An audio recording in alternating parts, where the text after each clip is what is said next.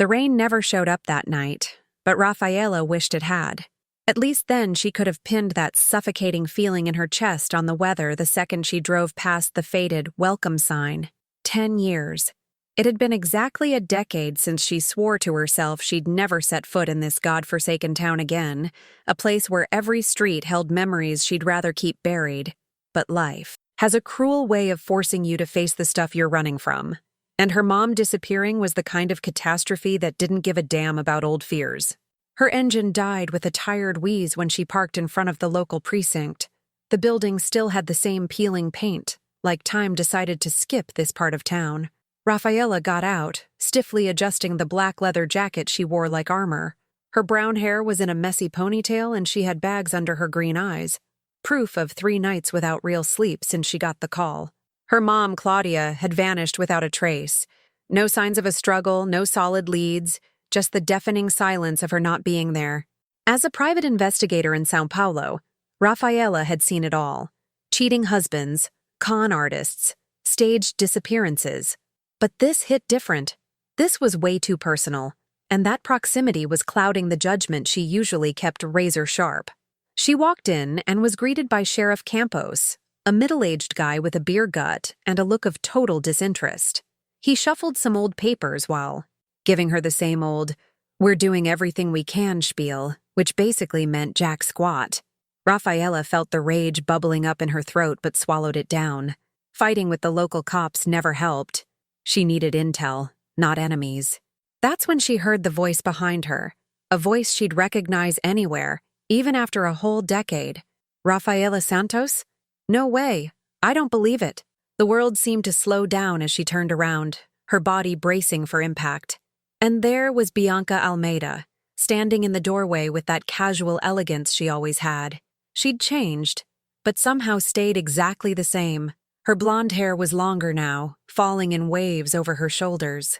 Her brown eyes were still intense, analytical, the kind that looked like they were reading every secret. You tried to hide. She was rocking a perfectly cut gray blazer over a white blouse, dress pants that showed off her long legs, and she moved with this vibe of total confidence and power. Bianca. Rafaela forced the name out, hating how raspy her voice sounded.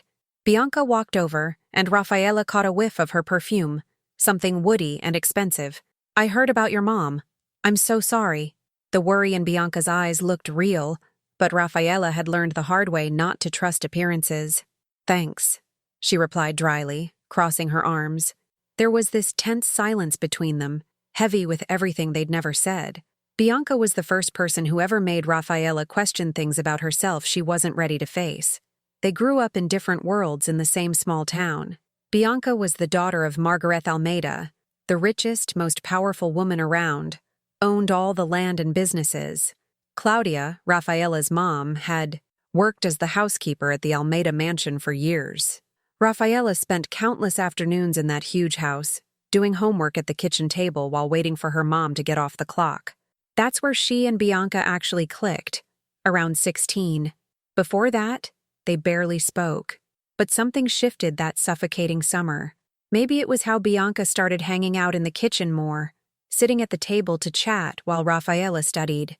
Or maybe it was the night Rafaela found Bianca crying in the garden after a fight with her mom, seeing past the rich girl mask for the first time. They became friends or something like it. Something that always felt heavy.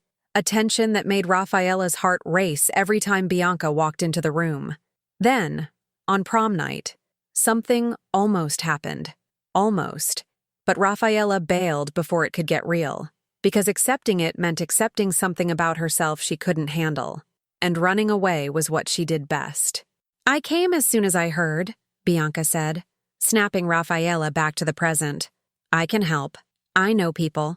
I can pull strings the cops around here won't touch." Rafaela eyed her skeptically. "Why do you care? We haven't spoken in 10 years. Something flickered across Bianca's face, pain mixed with determination. "Your mom meant more to me than you think. And you," she paused, weighing her words, "you do too." Rafaela's heart skipped a beat, betraying her. She didn't want those words to get to her, but they did. "I don't need help," she lied, sounding weak even to herself. Bianca gave a small, sad smile. Yeah, you do. And I'm gonna help anyway, so just accept it and let's make this easier. There was that familiar stubbornness, and Rafaela almost smiled. Almost. She sighed, rubbing her face. Fine. But there are ground rules. I run the investigation. You just provide the intel. Bianca nodded, but that spark in her eyes said she wasn't really the type to follow orders. Deal. Let's go to my office. I have some files that might help. They left the station together, Rafaela trying to ignore Sheriff Campos's nosy stare. Small towns never change. Anything out of the ordinary is just fuel for the gossip mill. Bianca's office was downtown, in a renovated historic building. The place was modern, minimalist, with huge windows overlooking the main square. Bianca was running the family business now, and apparently she'd turned it into an empire. She poured coffee without asking, remembering exactly how Rafaela liked it, black and strong. That little detail made Rafaela's chest tighten. Bianca spread some papers on the glass table. Your mom kept working for my family until 3 years ago. After that, she started a small consulting business for domestic services. She was actually doing really well. Rafaela nodded. She knew that, even though her calls with her mom had been short and superficial lately. The guilt of drifting apart weighed a ton. She's been acting weird the last few weeks, Bianca went on, eyes locked on Rafaela. Edgy. My mom mentioned Claudia canceled a few appointments, which wasn't like her.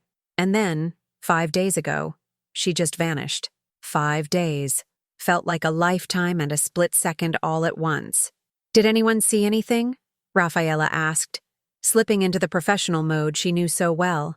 Bianca hesitated, and that hesitation set off Rafaela's alarm bells. She was holding back. There was an incident about 2 weeks ago, Bianca finally spilled. One of her clients, Rodrigo Mendez, got busted for financial fraud. He was an accountant for a lot of big shots in town. Your mom was working at his place, and apparently she got her hands on some documents. Rafaela leaned in, totally alert. What kind of documents? Bianca bit her lip, a tell Rafaela remembered from when they were kids. Documents that could bury not just Rodrigo, but other people involved in the scheme. Powerful people. The puzzle pieces were coming together in Rafaela's head, and she didn't like the picture. You think she disappeared because she found something she shouldn't have? Bianca met her gaze, and there was something there Rafaela couldn't quite read. Fear? Maybe? Guilt? I think your mom was trying to protect someone, Bianca said softly, and it put her in the crosshairs. The way Bianca said it sent a chill down Rafaela's spine. There were layers to that statement. Who was she protecting? Rafaela asked, voice low but firm. Bianca stood up and walked to the window, turning her back. The afternoon light outlined her profile, and Rafaela noticed the tension in her shoulders, her hands balling into fists. I don't know for sure, Bianca replied, but it sounded like a lie. But we'll find out. Together. Rafaela should have pushed harder, should have demanded the whole truth right then. But a part of her, the part that still remembered what it was like to be close to Bianca, wanted to believe her, wanted to trust her, and that was dangerous. All right, Rafaela agreed, standing up. Where do we start? Bianca turned around, and when their eyes locked, Rafaela felt that old electricity that never really died. Rodrigo Mendez's house, Bianca said, determined. He got arrested last week. The place is empty, but if your mom found something there might still be clues. They agreed to go together the next morning. Rafaela left the office with more questions than answers. But there was something else. Something she didn't want to admit, even to herself. Being near Bianca again was waking up feelings she'd spent a decade trying to bury. The way her heart raced when Bianca looked at her, being hyper-aware of her every move. The memory of that prom night, alone in the mansion's garden. Bianca getting so close, Rafaela could feel her breath. I've wanted to do this for a long time, Bianca had whispered. Her lips were inches away, and Rafaela felt like the world had shrunk down to that single moment. But then fear took over, panic about what it meant, and Rafaela backed off, mumbled some excuse and bolted, literally ran. A week later, she was in São Paulo, starting college early, using any excuse not to come back. Now, lying on the narrow bed in the town's only decent hotel, Rafaela stared at the ceiling, wondering if she'd been a coward or just smart. Bianca had called a few times after that night, left messages Rafaela never returned. Eventually, they stopped. Life moved on, except Rafaela never really forgot. Every relationship she tried over the years felt like it was missing something. No other woman made her heart pound the way Bianca could with just a look. Her phone buzzed on the nightstand. A text from Bianca. "Haven't stopped thinking about you since you walked in. I know it's complicated, but I want you to know I never forgot you." Rafaela read and reread the words, heart hammering. Her fingers hovered over the screen for a long time before she finally typed, "I didn't forget you either. See you tomorrow." It was a small admission, but it felt huge. The morning came way too fast, bringing a clear blue sky that seemed to mock the darkness Rafaela felt inside. She met Bianca in front of the office building. Bianca was wearing dark jeans and a wine-colored long-sleeved top, hair loose and wavy. Rafaela had to force herself to look away. They took separate cars to Rodrigo Mendez's estate on the outskirts of town. The place was tapped off with police lines, but Bianca had connections, as always, and got them in through a contact at the department. The house was disturbingly quiet, full of expensive furniture covered in a thin layer of dust. Rafaela moved through the space with the precision of a pro, scanning for details others would miss. Bianca followed close behind, and Rafaela was painfully aware of her presence, the soft sound of her breathing, the perfume trailing behind her. "Your mom mostly worked in the office and the common areas," Bianca explained, leading them to a large room at the back. Rodrigo's office was intimidating, mahogany shelves packed with pricey books and a massive desk. Rafaela started tossing drawers, looking for anything out of place. It was Bianca who found it. "Rafa, look at this." The nickname rolled off her tongue naturally, making Rafaela's chest tighten. She walked over and saw Bianca holding a small leather notebook that had been tucked behind a row of books. Not the kind of thing the cops would look for, but to someone who knew Claudia like Rafaela did, that was her handwriting. Rafaela opened it with shaking hands. Notes. Logs of conversations her mom had apparently overheard. Names, dates, amounts of cash. Rodrigo was running a money laundering scheme connecting half the town's elite. The mayor, judges, businessmen. It was way bigger than Rafaela imagined. And then she saw a name that made her blood run cold. Margaret Almeida, Bianca's mother. Rafaela slowly looked up at Bianca, who was reading over her shoulder. Bianca's face was pale, her eyes looking resigned. "You knew," Rafaela said. It wasn't a question. Bianca closed her eyes for a long moment. When she opened them, they were swimming with held-back tears. "I suspected. My mom never told me the details of her business, but the last few months, I saw weird transfers, money coming from places that didn't make sense. I wanted to be wrong." Rage started to boil inside Rafaela, mixed with something that felt like betrayal. "And you weren't going to tell me? You were going to let me figure it out on my own?" Bianca took a step forward, reaching out like she wanted to touch Rafaela, but dropped her hand. "I was going to tell you, I swear. But I needed to be sure first. I needed to understand how deep it went before accusing my own mother." Rafaela let out a bitter laugh. "Your mom is in on a criminal scheme that might have gotten my mother killed, and you needed to be sure?" The words came out harsher than she meant, but the pain was too raw. Bianca flinched like she'd been slapped, tears finally spilling over. "You think I don't know how messed up this is? You think I'm not torn apart thinking my family might have hurt yours? I offered to help because I wanted to fix this, Rafaela. Because your mom deserves justice and because you—" Her voice cracked. "Because you're the only person in this world who's ever been real to me." The silence that followed was heavy, vibrating with everything unsaid. Rafaela wanted to stay angry, wanted to use that anger as a shield, but the vulnerability in Bianca's face was breaking down her defenses. "I can't trust you," Rafaela said, but even to her ears it sounded like a desperate attempt to keep her distance. Bianca wiped her tears angrily, pulling herself together. "Then don't. But let me help you anyway. Let me prove I'm on your side, not hers." There was a fierce determination in her eyes now. Rafaela recognized that look. It was the face Bianca made when she'd made up her mind and nothing would stop her. Against her better judgment, Rafaela nodded.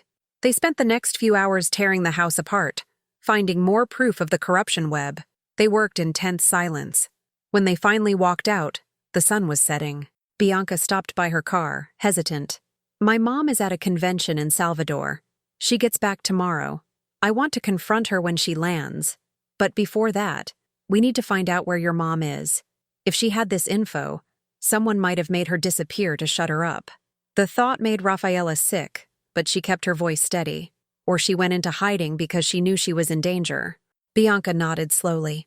There was a spot where Claudia and I used to talk sometimes. An old barn on the farm property my family owns. It's been abandoned for years, but your mom always liked it there. Said it was peaceful. Maybe she thought she could lay low there. It was a long shot, but it was all they had. Let's go, Rafaela said, opening her car door. The farm was 40 minutes out. The property was massive, mostly abandoned land now.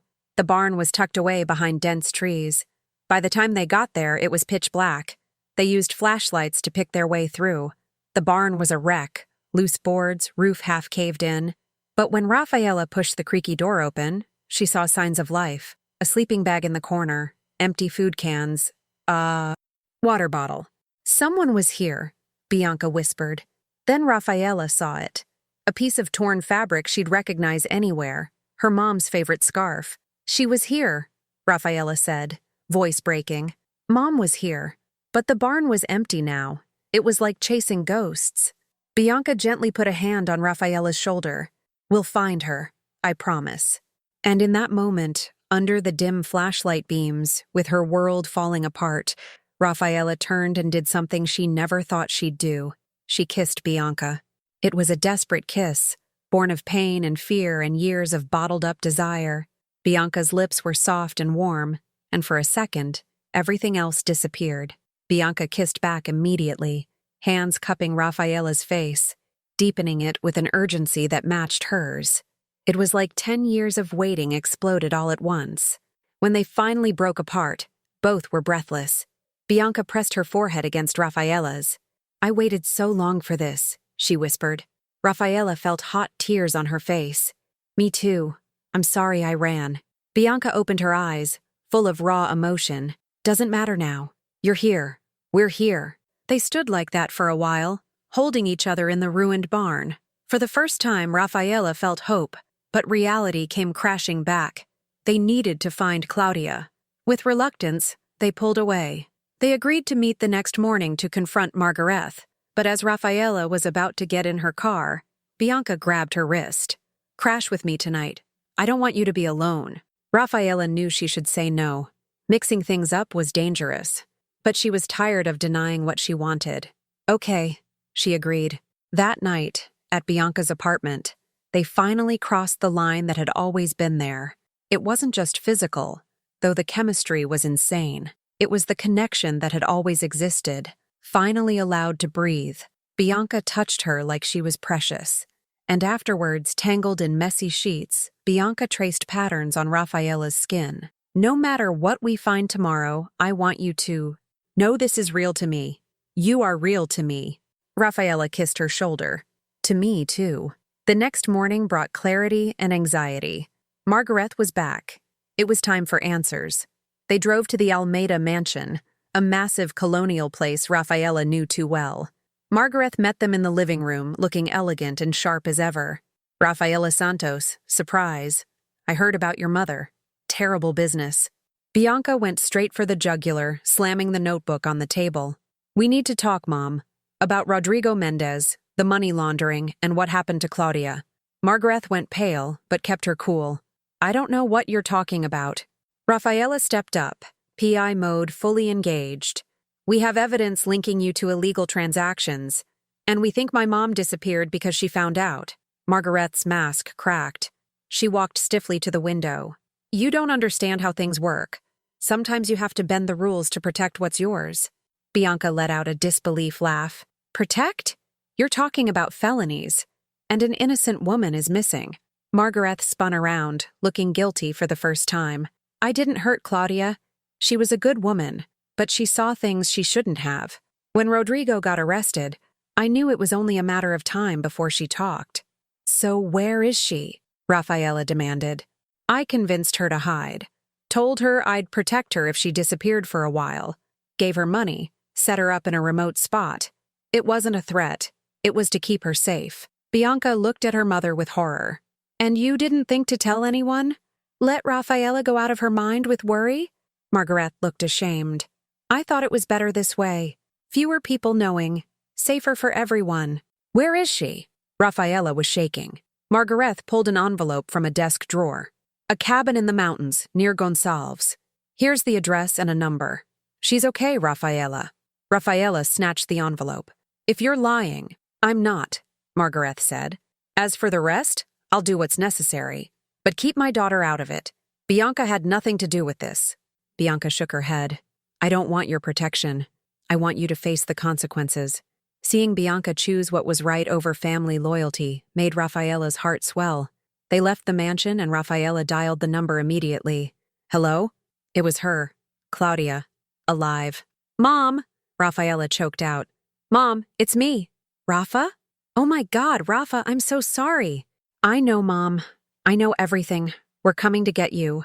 They drove straight to the mountains. On the way, Bianca made calls, lawyers, press contacts. She was burning it all down. Margaret was going to face justice. You don't have to do this, Rafaela said softly. Bianca squeezed her hand. Yeah, I do. I want to be someone you can respect. Someone worthy of you. You always were. The reunion at the cabin was tearful. Claudia explained how she got scared, how Margaret convinced her to run. When she saw Rafaela and Bianca standing together, she smiled through her tears. You two… Finally? Bianca beamed. Finally. 3 months later, the dust had settled. Margaret and half the town's elite were indicted. Bianca sold off her shares in the family business and started fresh. Rafaela and Bianca were living together in a new apartment in São Paulo. They adopted a cat named Sherlock. One night, while cooking dinner, Bianca pulled Rafaela close. You know what I realized? All the bad stuff, the secrets, it brought us here. I wouldn't change anything, because I have you. Rafaela smiled. I wouldn't change anything either, except maybe kissing you 10 years ago. Bianca laughed. We made up for it.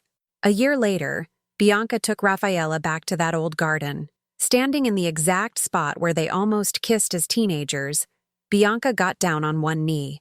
I waited 10 years to kiss you for the first time, she said, voice shaking. I don't want to wait anymore. Rafaela Santos, will you marry me? Yes, Rafaela managed to say through tears. 1,000 times yes. They learned that courage wasn't about not being scared. It was choosing love even when you were terrified. Bianca never had to wait again, and Rafaela never ran again. They built a home, not in a place, but in each other, forever.